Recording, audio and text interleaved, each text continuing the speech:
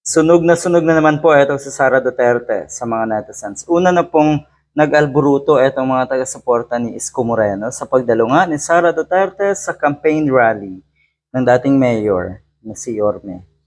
Tinawag na magnanakaw at kung ano-ano pa. Tila bawi na lang hiya nila sa Sara Duterte. Hindi daw kailangan ni Isko Moreno ng isang Sara Duterte para manalo. Oh.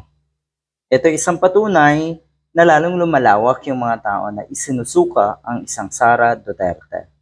Ngayon, uso na no, yung endorsement dito, endorsement doon.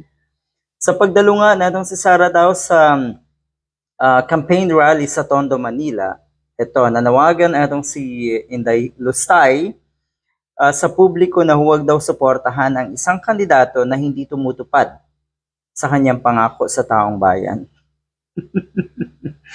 Nahulaan siguro po natin kung ano ang ibig niya sabihin. Ginagawa niyang example si PBBM na kuno nga ay hindi tinupad ang pangako na 20 per kilo na bigas. So naandyan pa rin siya sa issue na yan. Anong petsa na? Yan pa rin po ang problema ni Sara Duterte. Bangag pa rin po ang issue ng mga nasa paligid ni Sara Duterte. Ay talagang mabababang uri nga ng laban ang gusto na itong mga ito. Tila ba, sige, walang hiyaan na lang, 'di ba? Gaguhan na lang. Ganoon na lang siguro ang gustong laban na itong mga ito.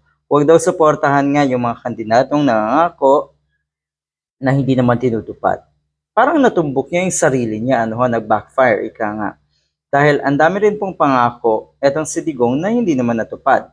Mas malala yung mga pangako daw ni Digong, kaya yan po ang binalikan ng mga netizens. Pero ito yung nakakatuwa, sabihin mo, huwag mong suportahan o huwag suportahan ang mga kandidato na may kaso ng pagnanakaw at gumagastos ng milyon to bilyon na funds galing sa kaban ng gobyerno at walang pakialam sa WPS. Yan ang gustong ibalik ng mga netizens dito nga kay Sara Duterte. Ayan, talagang minsan pag tayo po ay nagmamarunong, nagmamagaling, nagmamalinis, na tipong ikaw talaga ang pinakamaayos at pinakamabuti, nako, babalik at babalik sa iyo yung mga salita mo.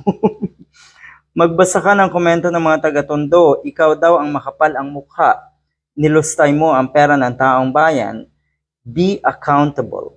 Nakakaumay na daw itong mga Duterte, sabi ng mga netizens. Hindi napapasmado ang mga bunganga nila. Sana daw ay, yun na nga, mapasma kahit papaano ang mga bunganga nila.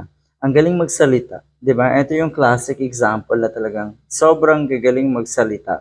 Kaya marami tayong mga kababayan na hanggang ngayon, baliktad pa rin ang kaisipan, baluktot ang paninindigan, at nananatili na nagpapabudol, nananatili na uto-uto